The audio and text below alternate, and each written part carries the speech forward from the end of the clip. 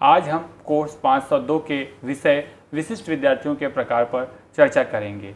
इस चर्चा को सुगम करने के लिए हमारे पास वर्धमान महावीर ओपन यूनिवर्सिटी के सहायक आचार्य डॉक्टर अखिलेश कुमार जी हैं। डॉक्टर अखिलेश कुमार जी, आपका हार्दिक स्वागत है। नमस्कार। आज आप हमारे साथ विद्यार्थियों के लिए विशिष्ट विद्यार्थियों के प्रकार अवधारणा पर विस्तार से चर्चा करने जा रहे हैं। अखिलेश जी, सबसे पहले मैं आपसे पूछना चाहता हूं कि अक्सर विशेष आवश्यकता वाले विद्यार्थियों की चर्चा की जाती है। आखिर ये विशेष आवश्यकता वाले विद्यार्थी कौन होते हैं? धन्यवाद ऋषभ जी, आपने बड़ा महत्वपूर्ण प्रश्न उठाया है कि आजकल हर जगह चर्चा हो रही है समावेशी शिक्षा की, समेकित शिक्षा की, और विशेष आवश्यकता वाले बालकों के लिए विशेष व्यवस्था की जाने की। तो ऐसे में सबसे पहला सवाल यही उठता है कि विशेष आवश्यकता वाले बच्चे कौन से हैं। जैसा कि मैं बताना चाहूँगा कि विशेष आवश्यकता वाले बालक जो है, यह एक अपरिभाषित पद है, यह एक अनडिफाइंड टर्म है। और जैसा कि हम सब जानते हैं कि व्यक्तिगत भिन्नता जो है इस संसार का शाश्वत सत्य है। कोई भी दो व्यक्ति जो है समान नहीं है। दुनिया में हर व्यक्ति अलग अलग है।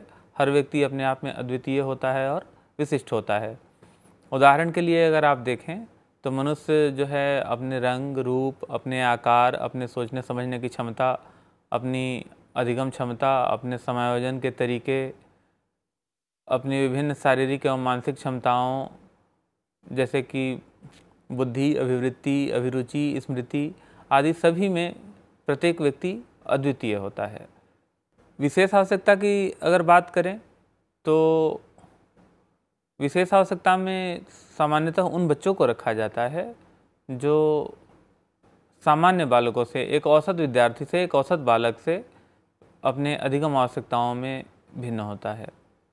हालांकि जैसा कि ऊपर हम चर्चा कर चुके हैं कि विशेष आवश्यकता जो है एक अपरिभाषित पद है, उसको किसी परिभाषा में नहीं बांधा जा सकता है, क्योंकि दुनिया में हर आदमी अद्वितीय है, हर आदमी एक दूसरे से भिन्न है। लेकिन जो बच्चा अपनी आवश्यकताओं में एक औसत बालक से भिन्न हो, उसे विशेष आवश्यकता वाले बालक माना जा सकता है। National council of special education 2014 के अनुसार व्यक्ति की विभिन्न शारीरिक एवं या मानसिक क्षमताओं का सीमित होना, जो विभिन्न शैक्षिक क्रियाकलापों में उसकी सहभागिता एवं उससे होने वाले लाभ को सीमित कर देते हैं, वह विशेष आवश्यकता वाले बालक माने जा सकते हैं। इसका कारण कोई दीर्घावधि शारीरिक, संवेदी, मानसिक अथवा अधिगम अक्षमता हो सकती है, या कोई अन्य कारण ऐसा हो सकता है जिसके परिणाम स्वरूप व्यक्ति की अधिगम आवश्यकताएं उन व्यक्तियों से भिन्न होती हैं जो इन स्थितियों से प्रभावित नहीं हैं। ऐसे में अगर आप देखें तो national council of special education की विशेष आवश्यकता वाले बालक की यह परिभाषा जो है वो विशेष आवश्यकता के कई आयामों को उजागर करती है। जिसमें पहला आयाम है विशेष आवश्यकता का कि विभिन्न शारीरिक या मानसिक क्षमताओं का सीमित होना। विशेष आवश्यकता वाले बालक वो बालक माने जा सकते हैं जिनका किसी कारण से शारीरिक या मानसिक क्षमता सीमित हो गई है और जो उनको कक्षा में संपूर्ण सहभागिता में बाधा उत्पन्न करता है। संपूर्ण सहभागिता उनकी कक्षा के विभिन्न क्रियाकलापों में नहीं होने देता। साथ ही कक्षा में शिक्षण से जो उनको लाभ प्राप्त होना चाहिए था वो लाभ भी सीमित हो गया है। वो विशेष आवश्यकता वाले बालक की श्रेणी में रखे जा सकते हैं। एक और जो विशेष आवश्यकता का आयाम इस परिभाषा में उजागर होता है वो है कि इसका कारण जो है कोई भी दीर्घावधि, कोई छोटी अवधि का या कोई टेम्पररी प्रॉब्लम ऐसा हो जिसके कारण व्यक्ति की क्षमताएं सीमित हो गई हों, जो बाद में ठीक हो सकता हो और बाद में व्यक्ति एक सामान्य व्यक्ति की तरह फंक्शन कर सकता हो, तो उसको हम विशेष आवश्यकता में नहीं मानेंगे। विशेष आवश्यकता होने के लिए इस स्थिति को दीर्घावधि का, लंबी अवधि का, लंबे समय का होना आवश्यक है। तो कोई दीर्घावधि शारीरिक, फिजिकल, संवेदी, सेंसरी, मानसिक, मेंटल या फिर अधिगम से संबंधित अक्षमता हो सकती है। सारांशतः विशेष आवश्यकता वाले बालक वो बालक हैं जिनकी आवश्यकताएं जो है विशेष होती हैं इस संदर्भ में कि उनकी शारीरिक क्षमता या मानसिक क्षमता सीमित हो गई है, जो उनके अधिगम को प्रभावित करती है और वे उन व्यक्तियों की तरह फंक्शन नहीं कर पा रहे हैं पूरी तरह से शैक्षिक परिस्थितियों में जो औसत श्रेणी के बच्चे हैं, सामान्य श्रेणी के बच्चे हैं। आपने सम्यक तरीके से विशिष्ट आवश्यकता वाले विद्यार्थियों की परिभाषा की। अखिलेश जी, हम आपसे जानना चाहेंगे कि विशिष्ट आवश्यकता वाले बच्चों की श्रेणियां कौन कौन सी हैं, कितने तरह से हम इन्हें संप्रतीकृत करते हैं? जी, धन्यवाद ऋषभ जी। आपका दूसरा प्रश्न भी बहुत महत्वपूर्ण है। सबसे पहले तो इस संदर्भ में चर्चा करना चाहेंगे कि कोई भी निःशक्तता युक्त बालक जो है, पहले एक बालक है, निःशक्तता उसके बाद आती है। अतः शिक्षा का अधिकार उसका भी अधिकार है जो आम बालकों का अधिकार है। दूसरा कि जब भी हम वर्गीकृत करते हैं निःशक्तता युक्त बालक को, तब वहाँ का कानून, जिस भी देश के संदर्भ में हम बात करें, उस देश का कानून बहुत महत्वपूर्ण भूमिका अदा करता है। और निःशक्तता की परिभाषा अलग अलग देशों में अलग अलग हो सकती है। उदाहरण के लिए जो अमेरिका में निःशक्तता की परिभाषा है वह आइडिया से गवर्न होती है, आइडिया से निर्धारित होती है। आइडिया अर्थात individual with disabilities education improvement act 2004, इससे गवर्न होती है। और इसमें जो जो निःशक्तताएँ रखी गई हैं, जो जो दिव्यांगताओं की श्रेणियाँ रखी गई हैं, उस देश में सिर्फ वही श्रेणियाँ मान्य है। अगर हम अपने देश के कानून की बात करें तो हमारे देश में PWD कानून, persons with disabilities, equal opportunities, full participation and protection of rights act 1995 के अनुसार निःशक्तता की 7 श्रेणियाँ रखी गई थीं। लेकिन वर्तमान समय में इस कानून में 2016 में संशोधन हो चुका है और निःशक्तता की श्रेणियों में एक बड़ा परिवर्तन आया है और निःशक्तता की टोटल 6 श्रेणियाँ रखी गई हैं, जिसमें 21 प्रकार की निःशक्तताओं का वर्णन किया गया है। तो पहले जहाँ PWD कानून 1995 में 7 प्रकार थे निःशक्तता के, वहीं अब निःशक्तता की प्रकार बढ़ करके 21 हो गए हैं। और कहना नहीं होगा कि इन श्रेणियों में आने वाले सभी बालक जो है वो विशेष आवश्यकता वाले बालक माने जाएंगे। आपने जिस तरीके से कानून की अवधारणा देते हुए विशिष्ट विद्यार्थियों की श्रेणियों की विवेचना की, उससे मन में एक उत्सुकता हो रही है कि आप इस निःशक्त जन अधिकार कानून के विषय में थोड़ा प्रकाश डालेंगे? हाँ, निःशक्त जन अधिकार कानून 2016 जो है, उसमें निःशक्तता की जो 6 श्रेणियाँ रखी गई हैं, उसमें एक श्रेणी शारीरिक अक्षमता की है, दूसरी श्रेणी बौद्धिक अक्षमता की है, तीसरी श्रेणी मानसिक रुग्णता की है, चौथी श्रेणी अक्षमता जिसका कारण गंभीर न्यूरोलॉजिकल विकार हो या रक्त विकार हो, ये है। 5वीं श्रेणी में बहुविकलांगता को रखा गया है और 6ठी श्रेणी में उन अक्षमताओं को रखा गया है कि कोई अन्य अक्षमता जो बाद में संसद के द्वारा नोटिफाई किया गया हो। हम एक एक करके देखेंगे कि इन श्रेणियों में कौन कौन से प्रकार की निःशक्तता या कौन कौन से प्रकार की अक्षमता पर विचार किया गया है और कौन कौन सी अक्षमता को समाहित किया गया है। अगर हम नए कानून के अनुसार अक्षमता के विभिन्न प्रकारों की बात करें तो उसमें पहली श्रेणी रखी गई है शारीरिक अक्षमता की, और शारीरिक अक्षमता की श्रेणी में उप श्रेणी है चलन संबंधी अक्षमता, दृष्टिबाधिता, श्रवण बाधिता, वाणी एवं भाषाई अक्षमता।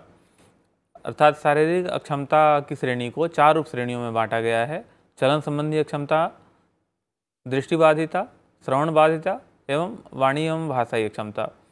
इनमें से जो चलन संबंधी अक्षमता में जो जो श्रेणियां रखी गई हैं वो हैं कुष्ठ रोग मुक्त व्यक्ति।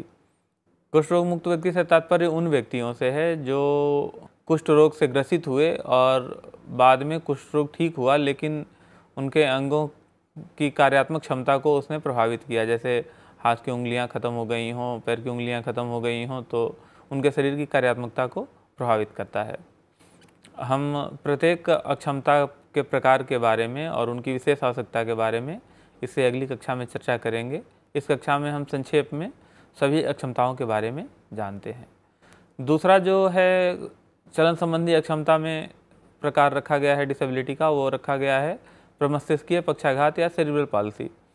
सेरिब्रल पाल्सी में सामान्यतः क्या होता है कि बच्चे के चलन संबंधी अंग, लिम्स, हाथ, पाँव, इनका जो संकेत मस्तिष्क की ओर जाता है वो संकेत किसी भी कारणवश मस्तिष्क तक नहीं पहुंच पाता, और इस वजह से वो शरीर का वह जो अंग है, वह जो लिम्ब है, वो अच्छे से काम नहीं करता या काम नहीं करता पूरी तरह से, जो समस्यात्मक होता है आदमी के लिए। तीसरी जो श्रेणी चलन संबंधी अक्षमता में रखी गई है वो बौनापन है। कई बार बच्चे एक्सट्रीमली शॉर्ट हाइट के रह जाते हैं। वैसे हमारे कानून में इसको 143 सेंटीमीटर से कम की हाइट को बौनापन की श्रेणी में रखा गया है। हम इन सारे पे चर्चा करेंगे अगली कक्षा में। मस्कुलर डिस्ट्रॉफी को रखा गया है चलन संबंधी अक्षमता में। मस्कुलर डिस्ट्रॉफी के बारे में आपको बताते चलें कि यह एक बहुत ही गंभीर आनुवंशिक रोग है, जिसमें कि बच्चे की मांसपेशियां धीरे धीरे उम्र के साथ गलने लगती हैं और एक अवस्था ऐसी आती है जब बच्चा जो है मांस का एक टुकड़ा सा रह जाता है, चलने फिरने में उसको दिक्कत। और सबसे दुखद यह है कि मस्कुलर डिस्ट्रॉफी का पता अगर प्रीनेटल प्रोसीजर्स यूज नहीं किए गए हैं, अर्थात ऐसा संदेह न हो, तो बच्चे के जन्म के काफ़ी बाद पता चलता है। बच्चे के जन्म के 4-5 साल 6 साल बाद पता चलता है, जब बच्चा चलते चलते फ्रीक्वेंट गिरने लगता है और उसकी स्पेसिफिक टेस्टिंग होती है, तब पता चलता है कि बच्चा मस्कुलर डिस्ट्रॉफी का शिकार है। और इसके भी कई प्रकार हैं, जैसे Duchenne muscular dystrophy, Becker's muscular dystrophy, जिसमें ड्यूचेन मस्कुलर डिस्ट्रॉफी सबसे सीवियर फॉर्म का है। तो मस्कुलर डिस्ट्रॉफी के कारण बहुत सारी कॉम्प्लिकेशंस आते हैं, जिसमें बच्चे में चलन संबंधी अक्षमता सबसे प्रमुख है। इसके अलावा जो एक और कैटेगरी रखी गई है चलन संबंधी अक्षमता में, वो एसिड अटैक प्रभावित व्यक्ति हैं। एसिड अटैक प्रभावित व्यक्ति जो है वो कई प्रकार के सामाजिक और शारीरिक कठिनाई महसूस करते हैं। और आजकल जैसा कि आप देख पा रहे हैं अलग अलग समाचार चैनलों पे एसिड अटैक के केस बहुत बढ़ते जा रहे हैं। इसलिए पहली बार भारत सरकार ने एसिड अटैक को शारीरिक अक्षमता की श्रेणी में चलन संबंधी अक्षमता में शामिल किया है। जो दूसरी कैटेगरी है, कैटेगरी बी शारीरिक अक्षमता के अंतर्गत, वो है दृष्टिबाधिता। दृष्टिबाधिता को भी 2 श्रेणियों में रखा गया है। एक अंधता, ब्लाइंडनेस को रखा गया है, जिसमें कि आदमी को कोई भी दृष्टि न हो, जरा भी दिखाई न दे, और अल्प दृष्टि, जिसमें कि आदमी को थोड़ी दृष्टि हो, सीमित दृष्टि हो। इसके अलावा जो तीसरी कैटेगरी रखी गई है शारीरिक अक्षमता की, वो श्रवण बाधित बालकों की रखी गई है। इसमें भी 2 रखे गए हैं, एक संपूर्ण बधिरता डेफनेस और दूसरा श्रवण कठिनाई हार्ड ऑफ हियरिंग।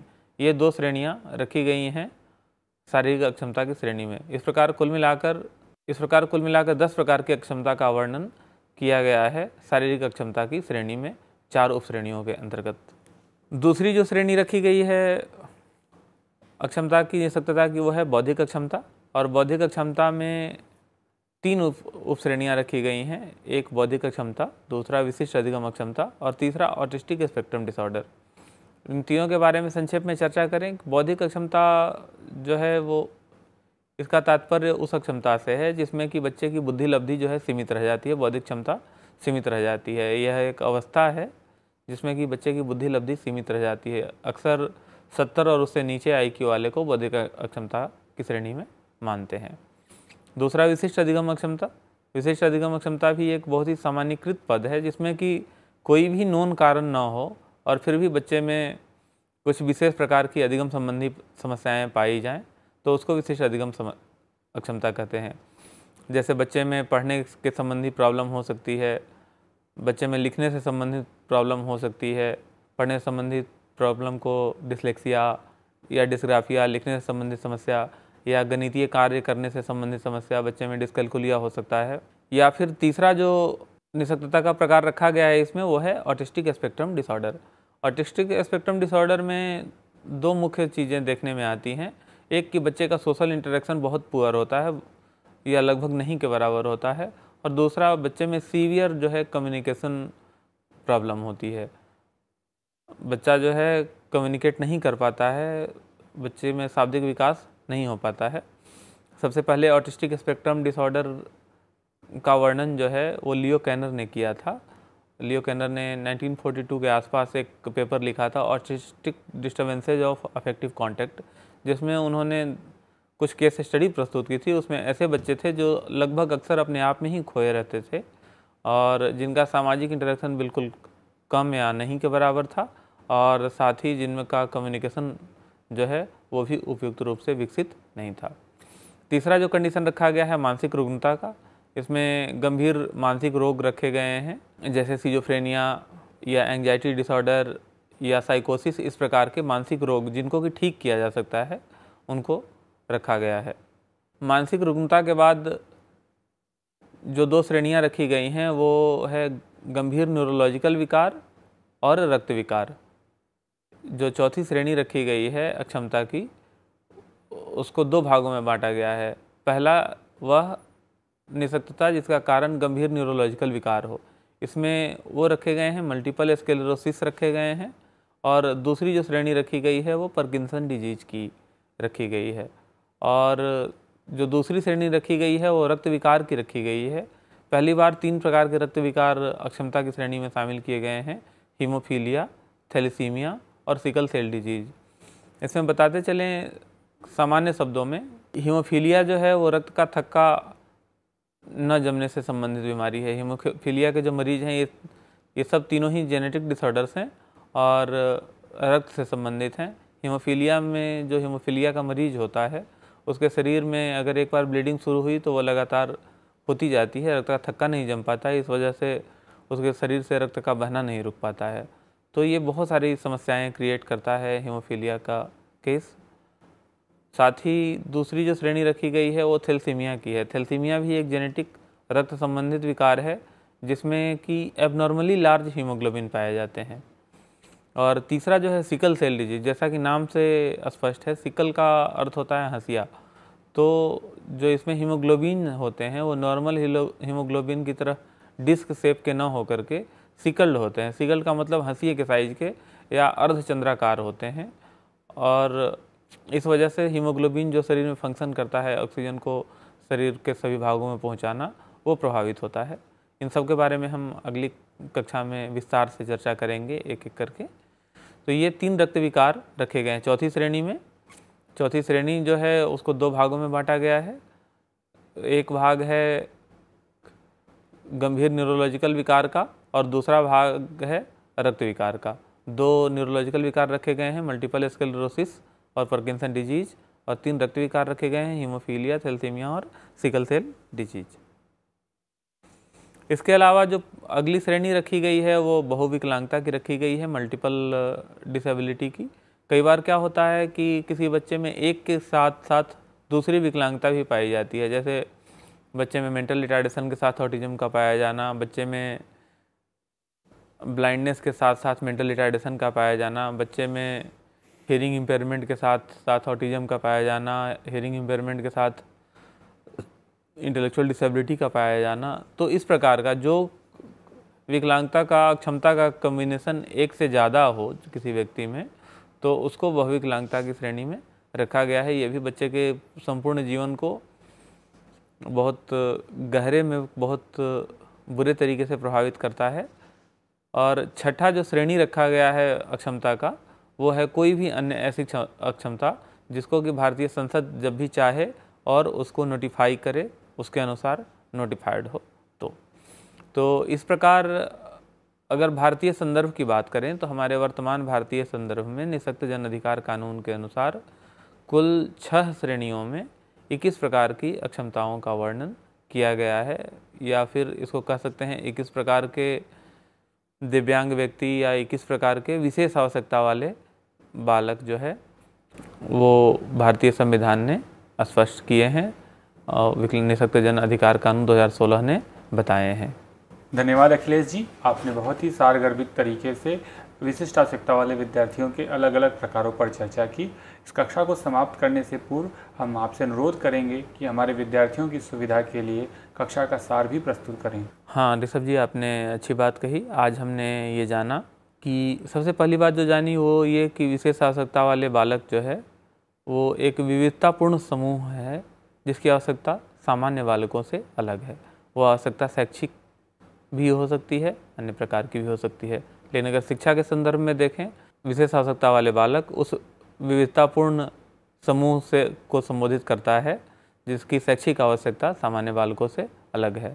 इस समूह में निःशक्तता युक्त सभी बालक आते हैं और निःशक्त जन अधिकार कानून 2016 के अनुसार कुल 21 प्रकार की निःशक्तताओं का वर्णन किया गया है और इन 21 प्रकार की निःशक्तताओं को 6 श्रेणियों में विभाजित किए गए हैं। धन्यवाद अखिलेश जी आपके इस व्याख्यान के लिए।